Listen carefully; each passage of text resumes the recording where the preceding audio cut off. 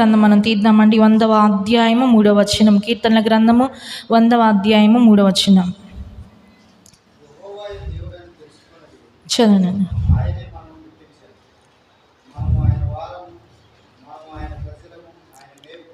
చాలండి. ఈరోజు మన అంశం ఏంటంటే, ఇప్పుడు ఆయన మనల్ని మేపుతున్నాడంట, ఆయన కాపరి, మనమంట గొర్రెలమని. ఇది ఇక్కడ వాక్యం మనం చదువుతున్నాం 100వ అధ్యాయము 3వ వచనంలో. అయితే ఎలాంటి గొర్రెలుగా ఉండకూడదు ఏమండి? ఈరోజు మనం అంశం ఏంటంటే, ఇక్కడ 100వ అధ్యాయం 3వ వచనం సెలవిస్తున్నాం ఏంటంటే, మనము గొర్రెలము, ఆయన మేపు ప్రజలము, ఆయన మనకు కాపరి ఉన్నాడంట. అయితే మనము ఎలాంటి గొర్రెలుగా ఉండకూడదు. అయితే నేను 3 అంశాలని చూపించి నేను సెలవు తీసుకుంటున్నానండి. ఇర్మియా గ్రంథము 50వ అధ్యాయము 6వ వచనం మనం చదువుదామండి. చాలండి, చాలు.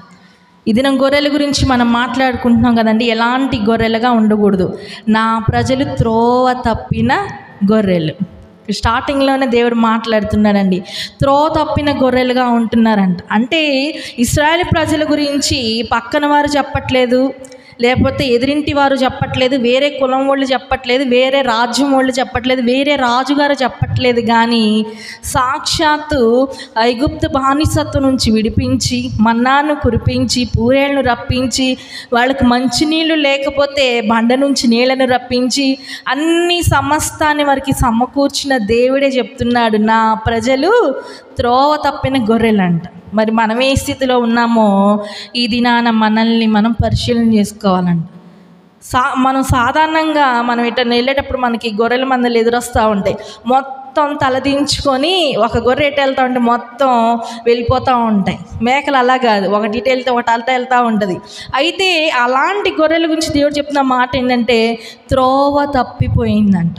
దేవుని సన్నిధికి రాకుండా, దేవుడు చేసిన కార్యాలు మరిచిపోయి, దేవుని స్వరాన్ని వినకుండా త్రోవ తప్పిపోయిందంట. దేవుడు చెప్తున్నాడు, నా ప్రజలు త్రోవ తప్పిపోయారు. నువ్వు ఎన్నిసార్లు తప్పిపోయావో, నువ్వెన్నిసార్లు దేవుని సన్నిధిలో తప్పిపోయావో దేవుడి దినాన నిన్ను నువ్వు పరిశీలన చేసుకునే అవకాశాన్ని దేవుడి దినాన మరి ఒకసారి మనకి ఇచ్చాడు. ఇలా చూసిన వాళ్ళు మాయమైపోతున్నారండి. ఈరోజు ఇక్కడ దేవుని సన్నిధిలో కూర్చున్న మనం సాయంత్రానికి మన జీవితాలు, మన కుటుంబాలు ఏమైద్దో తెలియదు. సంతోషమే రావచ్చు, విషాదమే రావచ్చు, ఏమండి? కానీ దేవుడు ఒక్కసారి మనకు అవకాశాన్ని ఇచ్చాడు. త్రోవ తప్పిపోయిన గొర్రెలుగా ఉన్నారంట. నీ కుటుంబం దేవుని సన్నిధికి రాకుండా త్రోవ తప్పిపోయిందా? ఒకవేళ నువ్వు త్రోవ తప్పిపోయిన స్థితిలో ఉంటే, చాలామందిని మనం చూస్తూ ఉంటే మొదట ఆత్మీయ జీవితంలో చాలా పర్ఫెక్ట్గా ఉంటారండి. చాలా అబ్బా వీళ్ళలాగా మనం పాటలు పాడాలి నేర్చుకుంటాం. 2-3 వారాలు వాళ్ళకంటే మంచిగా మనం పాడుతున్న తర్వాత ఏం పాటలే పని అవ్వాలా, ఏం అవ్వాలా, ఏం పాటలే, నాకు జలుబు చేసిందిలే, దగ్గు వచ్చిందిలే. ఏమండి, చాలామందిని పాటలు పాడమంటే నాకు దగ్గు వచ్చిందండి, దగ్గు వస్తే అన్నం మానేస్తున్నామా, దగ్గు వస్తే మౌనవ్రతం పాటిస్తున్నామా, పాటించట్లేదుగా. బొంగురు గొంతుతో మాట రాకపోయిన గొంతు చించుకొనైనా మాట్లాడుతాడు. దేవుడు నీకు ఇచ్చిన కంఠస్వరాన్ని, నీకు ఇచ్చిన తలాంతుల్ని దేవుని కొరకు నువ్వు ఖర్చు పెట్టాలి. ఇప్పటి వరకు నువ్వు ఖర్చు పెట్టకుండా త్రోవ తప్పిపోయిన స్థితిలో ఉన్నావా? దేవుడు నీకు ప్రార్థన చేసే తలాంతి ఇస్తే ఆ తలాంతిని ఖర్చు పెట్టుకోకుండా, నీ కుటుంబం కోసం నువ్వు ప్రార్థన చేసుకోకుండా, నీ కోసం, నీ బిడ్డల కోసం ఆ తలాంతును నువ్వు ఖర్చు పెట్టుకోకుండా దేవుని సన్నిధి నుండి నువ్వు త్రోవ తప్పిపోయావా? దేవుడు అంటున్నాడు, అమ్మగారు అనట్లేదు, అయ్యగారు అనట్లేదు, ఇర్మియా ప్రవక్త ద్వారా దేవుడు మాట్లాడుతున్నాడు, నా ప్రజలు త్రోవ తప్పిపోయారు. ఎన్నిసార్లు నేను గద్దించినా, ఎన్నిసార్లు నేను మందిలోకి చేర్చినా, ఎన్నిసార్లు మందిరానికి రమ్మన్నా, ఎన్నిసార్లు సంఘంలో రండమ్మా మీకోసం ప్రార్థన చేద్దామని చెప్పినా, మీకు ఏ సమస్య ఉన్నా మేము ప్రార్థన చేస్తాం, మేము ఉన్నామని చెప్పినా, అబ్బే మాకు మందిరం అవసరం లేదండి, మాకు సేవకులతో పని లేదు, దేవుడితో అంతకంటే మాకు పని లేదు. లాస్ ఏంజల్స్లో మొన్న సేవకులందరూ అదే వాక్యం అండి. వాళ్ళు పెద్ద పార్టీ చేసుకున్నారంట. ఆ సంవత్సరం అంతా మంచిగా మరి వాళ్ళు సినిమాలు తీసిన మంచి పేరుగాంచిన హీరోయిన్లకు కానీ, హీరోలకు కానీ, కెమెరామెన్లకు కానీ మంచి అవార్డు ఫంక్షన్ అరేంజ్ చేసుకున్నారంట లాస్ ఏంజల్స్లో.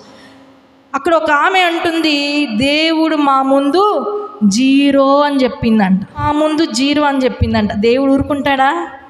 నువ్వు కన్నీ పెంచిన బిడ్డలే మా అమ్మ నాన్నలు 0 అంటే మనకి ఎంత బాధ వేసింది. కోపం పక్కన పెట్టండి, ముందు కళ్ళం నీళ్ళు వచ్చేస్తూ ఉంటాయి. అరే చిన్నప్పటి నుంచి నేను నవమాసాలు మోసి, చిన్నప్పటి నుంచి మా బిడ్డ కోసం మేము ఎంతో ఖర్చు పెట్టి ఎంతో మరి పని చేస్తూ ఉంటే, ఎంతో వాళ్ళు మేము కాపలాగా పెంచుతూ ఉంటే, మన బిడ్డలు మనల్ని ఒక మాట అంటే నిజంగా కష్టపడి పెంచిన తల్లిదండ్రులకు ఆ బాధ తెలిసిద్దండి.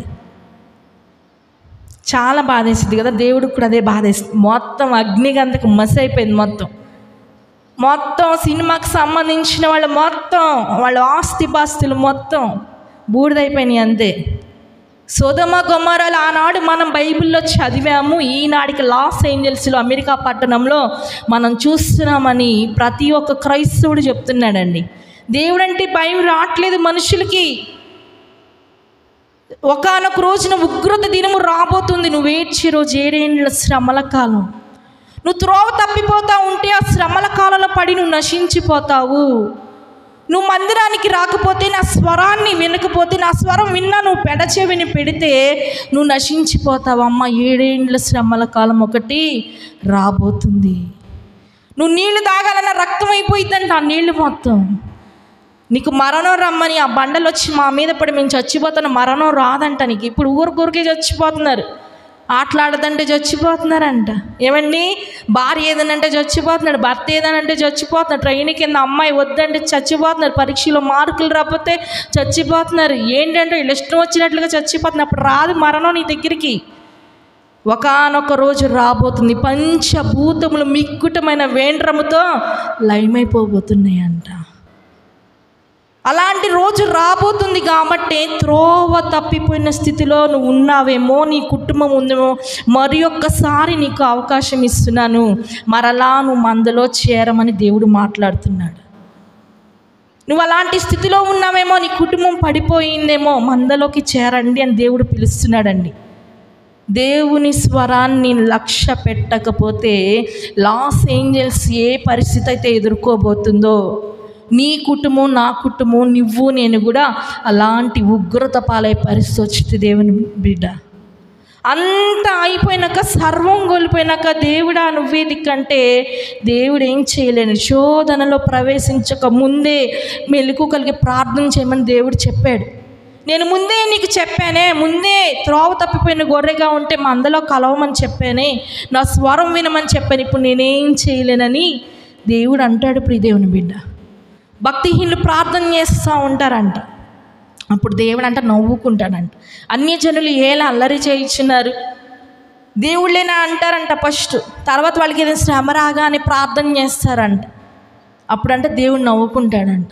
ఎందుకో తెలుసా, నేను ఎంత చెప్పినా నా మాట వినలేదు, వాళ్ళు ఇష్టం వచ్చినట్టు విర్రవిగిపోయారు. అందం ఉంది, బలం ఉంది, డబ్బు ఉంది, నాకేంట్లే అనుకుంటున్నారు. నాతో అవసరం వచ్చే రోజు, ఒకానొక రోజు వచ్చిందని దేవుడు కూడా ఎదురు చూస్తూ ఉంటాడు. నీ కోపుకుందని విర్రవీగుతున్నావేమో, దేవుడు అలాగే పిలుస్తూ ఉంటాడులే. వారం వాళ్ళకి పని పాట లేదులే, వారం వాళ్ళు అలాగే పాటలు పాడుకుంటారు, అలాగే వాక్యం చెప్తారులే, అందరూ బ్రతుకుతున్నారు, నేను బ్రతుకుతున్నాను అంటే సరిపోదు. ప్రియ దేవుని బిడ్డ, దేవుణ్ణి తెలుసుకున్నా నువ్వు, బైబిల్ పట్టుకున్నా నువ్వు, ప్రార్థన చేస్తున్నా నువ్వు, బాప్తిస్మం తీసుకున్నా నువ్వు, దేవుణ్ణి రుచి చూచి తెలుసుకున్నా నీవు, త్రోవ తప్పిపోయిన స్థితిలో ఉంటే ఈ దినమే మందలోకి చేరమని దేవుడు చెప్తా ఉన్నాడు. త్రోవ తప్పిపోయిన స్థితిలో ఉంటే నిన్ను ఎవరు పట్టించుకోరు. మరి ఒక మాట మనం చూద్దామండి. యెహెజ్కేలు గ్రంథము 34వ అధ్యాయము 6వ వచనం మనం చదువుదామండి. యెహెజ్కేలు చదవమ్మా. చాలండి. తిరుగులాడే గొర్రెలు. మొదటి మనం చూస్తూ ఉంటే త్రోవ తప్పిన గొర్రె అంట. దేవుడు ఎంత పిలుస్తున్నా దాని ఇష్టానుసారంగా త్రోవ తప్పిపోతూనే ఉంటున్నారంట. మరి ఒక రిఫరెన్స్ మనం చూస్తూ ఉంటే తిరుగులాడే గొర్రెలు. ఈ పర్వతం మీదకి ఆ పర్వతం మీదకి నికరం లేదు. ఈ మందిరానికి కొంచెం సేపు, ఆ మందిరానికి కూసేపు, ఏమండి అయ్యగారి దగ్గర స్వస్థతలు ఉన్నాయి, అయ్యగారి దగ్గర కూసేపు, టీవీ వాళ్ళు పిలిస్తే వాళ్ళ దగ్గర కూసేపు, ఏమండి ఎక్కడో ఎవరో వచ్చి మీటింగ్లు పెడితే అక్కడ స్వస్థతలు ఉన్నాయి అన్న కూసేపు. వీళ్ళంట తిరుగులాడే గొర్రెలంట. నువ్వు అటు ఇటు తిరిగితే అయ్యగారిని కోసం ప్రార్థన చేయాలో తెలియదు, ఈ అయ్యగారిని కోసం ప్రార్థన చేయాలో తెలియదే. కాలేబాయ్ గారి దగ్గరికి వెళ్తున్నా నేను ఎందుకు చేయాలని ఫిలిప్పయ్య గారు అనుకుంటాడు. ఫిలిప్పయ్య గారి దగ్గరికి వెళ్తుండగా నేను ఎందుకు చేయాలని సందీపయ్య గారు అనుకుంటాడు. నువ్వు ఇక తిరుగులాడే కాడే ఉంటావు కానీ నీకోసం ఎవరు ప్రార్థన చేయ. నీకంటూ ఒక స్థిరమైన సంఘం ఉండాలి. మత్తయి సువార్త 9వ అధ్యాయము 36వ వచనం చదవమ్మా. చాలండి. కాపరి లేని గొర్రెలు, త్రోవ తప్పిన గొర్రె, తిరుగులాడే గొర్రె, కాపరి లేని గొర్రెలు అంట. చూడండి, త్రోవ తప్పిన గొర్రెనైనా సేవకుడు ఎత్తుక్కొని ప్రార్థన చేస్తూ ఉంటే కొన్ని సంవత్సరాలకైనా దేవుడు సంఘంలో చేరుస్తాడేమో. ఈ తిరుగులాడే గొర్రె ఎందుకు చూశారు? అటు ఇటు కుప్పిగంతులు వేసి ఓపిక లేనప్పుడు అసలైన సంఘానికి చేరిద్ది. ఇప్పుడు మనం చూస్తుంటే ఏకంగా కాపరి లేని గొర్రె. ఇటు చూడాలా, కాపరి లేని గొర్రె అంట. నువ్వు ఏ స్థితిలో ఉన్నా నీకంటూ ఒక కాపరి ఉన్నాడా? నీకంటూ ఒక కాపరి ఉన్నాడా? ఆ కాపరి నిన్ను గద్దించినప్పుడు, వాక్యంలో పెట్టి ఏదైనా హెచ్చరిక చేసినప్పుడు కాపరి మీద తిరుగుబడే స్వభావం ఏమంటే విడిచిపెట్టుకోవాలా. కూర్చున్న నువ్వు కాపరి మీద తిరగబడే స్వభావం అస్సలు ఉండకూడదు. ప్రియదేవుని బిడ్డ, ఒక సంఘానికి మనం వస్తున్నామంటే హెచ్చరికలు చేయాలి, తెలియనివి తెలియపరచాలి. ఒక స్కూల్కి మనం వెళ్తున్నామంటే తెలియనివి తెలుసుకోవడం కోసమేగా, రాని అక్షరాలు నేర్చుకోవడం కోసమేగా, రాని లాంగ్వేజ్లు నేర్చుకోవడం కోసమే మనం అక్కడ జాయిన్ అవుతాం. అదేవిధంగా దేవుని సన్నిధికి వస్తున్నాను, నీ జీవితంలో ఎలా జీవించాలి, నువ్వు పాపం నుంచి ఎలా బయటికి రావాలి, నువ్వు శ్రమల నుంచి ఎలా బయటికి రావాలి, దేవుడు నీతో మాట్లాడతాడు. అయితే నాకు ఈ దేవుడు వద్దు, ఏమొద్దమ్మో, ఏదో ఒక మాట నాకు తగులుతుంది, నాయనో నాకు రోషం వచ్చేస్తుంది, నాయనో నాకు కోపం వచ్చేస్తుంది అని నువ్వు గుడి మానేసావు అనుకో, కాపరి లేని గొర్రెవైపోతావు. మా పాస్టర్ గారు చూస్తాడు, ఏంటమ్మా గుడికి రా, బాగాలేదులేండి, ఏంటమ్మా గుడికి రా, అట్లా ఏదో ఒక సాగు చెప్పి కష్టం కలిగినప్పుడు మానేసావు అనుకో, రానప్పుడు నాకేంటి, వచ్చిన వాళ్ళ కోసం నేను ప్రార్థన చేస్తాను. సేవకుడు కూడా తప్పుకుంటాడు నీ విషయంలో. అప్పుడు నువ్వేమైపోతావు? కాపరి లేని గొర్రె. కాపరి ఉన్న గొర్రెకి కాపరి ఏం చేస్తాడు? ఇప్పుడు మనం వెళ్తూ ఉంటాం, బండి మీద హారం కొడుతూ ఉంటాం, వాటికి తెలియదు కదా, కాపరి కర్ర పెట్టి టక టక టక అని కొడుతుంటాయి, పక్కకు వస్తూ ఉంటాయి. మనం గుద్దితే కాపరి గుద్దనిస్తాడా అండి? ఏమండి, కాపరి వాటికి సంరక్షకుడుగా ఉంటాడు. ఒక్కొక్కరు పెద్దోళ్ళు ఏమంటూ ఉంటారంటే, కొంచెం పక్కకి వెళ్ళాయా, లేకపోతే కొంచెం ఆగాయా, నోరులేని జీవాలు వెళ్తున్నాయి అని అంటూ ఉంటారు. కాపరి ఉంటే నీకు ఏ హాని రానివ్వడు. కాపరి ఉంటే నీ కోసం విజ్ఞాపన చేస్తాడు. నీకు ఒక కాపరి ఉంటే, అయ్యా నా బిడ్డకి బలహీనత వచ్చింది, లేదంటే నా బిడ్డ పాపంలో పడిపోయింది, నా సంఘానికి వచ్చే బిడ్డ శ్రమల్లో బంధకాల్లో పడిపోయింది, అయ్యా ఒక్కసారి జ్ఞాపకం చేసుకొని కాపరి నీ కోసం మొరపెడతాడు. నువ్వు చేసుకోకపోయినా నీకు కాపరి లేని గొర్రెగా ఉంటే నీకోసం ఎవరు ప్రార్థన చేయరు, ఎవరు పట్టించుకోరు. ఇప్పుడు అక్కడెక్కడన్నా కట్టేసి ఉంటుంది ఒక గొర్రె, దాన్ని ఎవరిని పట్టించుకోవట్లే. అందరం అడుగుతాం, అమ్మ పొండు నీ గొర్రె, అమ్మ బుజ్జక్క నీ గొర్రె, సందీప్ నీ గొర్రె, ఎవరిది కాదన్నావు అనుకో, దాని పిల్లలు వెళ్ళి కొడతా ఉంటారు, కుక్కలు వెళ్ళి పట్టుకొని పీకేస్తే చంపేస్తే అవసరమైతే. అది దానికంటే ఒక కాపరి ఉన్నాడు అనుకోండి, ఏ ఆపద రాకుండా ఆ గొర్రెని కాపాడుతాడు ఆ గొర్రెల కాపరి. అలాగే ఇప్పటి వరకు నీకు ఒక కాపరిని నువ్వు ఉంచుకోలేకపోయావేమో, ఇప్పటి వరకు నువ్వు తిరుగులాడావేమో, ఇప్పటి వరకు నీకు స్థిరత్వం లేదేమో, ఇప్పుడు దాకా త్రోవ తప్పిపోయి ఉన్నావేమో, కాపరి కిందకి నువ్వు రావాలి. ఆ సేవకుడు నీ కోసం ప్రార్థన చేసినప్పుడు నువ్వు కార్యాలు ఏదైతే పొందుకున్నావో ఆ కాపరికి నువ్వు సాక్ష్యం ఇవ్వాలి, దేవునికి కూడా నువ్వు సాక్ష్యం ఇవ్వాలి. చాలామంది చేస్తూ ఉంటే మేలులైతే పొందేసుకుంటారండి, సాక్ష్యాలు మాత్రం మేము చెప్పాలి. మేము ఎందుకు చెప్తాం? మేలు పొందుకుంది నువ్వా నేనా? సాక్ష్యం చెప్పడానికి భయం. మేలులు మాత్రం నీకు అన్నీ చేసేసాలి, గంపలు కావాలి నీకు మేలు. పక్కన శ్రీజాకి చెయ్యొద్దు అయ్యా, నాకే చెయ్యాలి. పక్కన కావ్యాకి వద్దయ్యా, ఎన్ని కావ్య దేవుళ్ళు కూడా నాకే కానీ ప్రార్థన చేసుకుంటావు. సాక్ష్యం మాత్రం చెప్పం, నీకు అన్నీ కావాలి.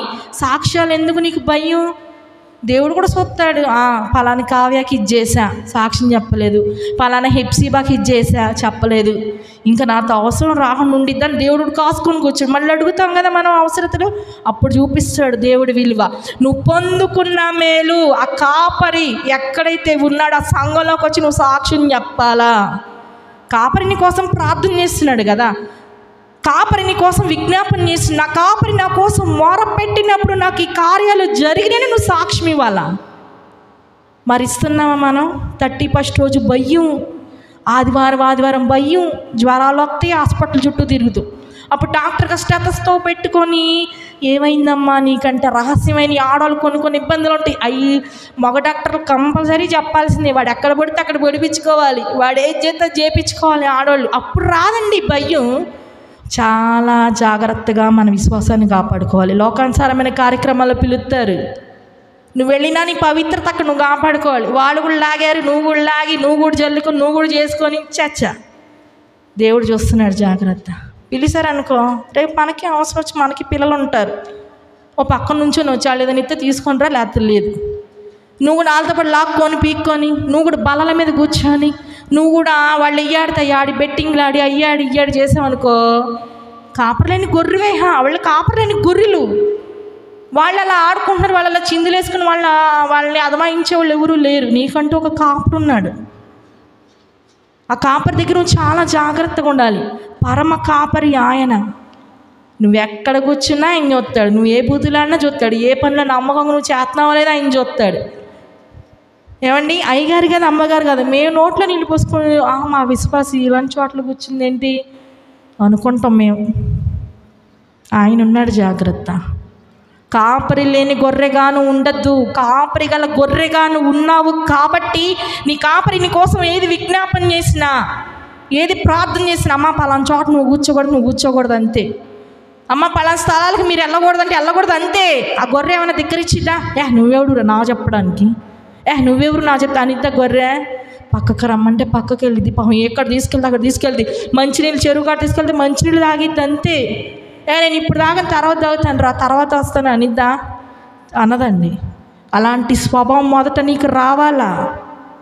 ఏమండి, కాపరి గల గొర్రెగా నువ్వు ఉన్నప్పుడు నీకోసం ఏ దైవజనులు ప్రార్థించి నువ్వు పొందుకున్న మేలు మందిరంలో నిలబడి నువ్వు సాక్ష్యం చెప్పాలి.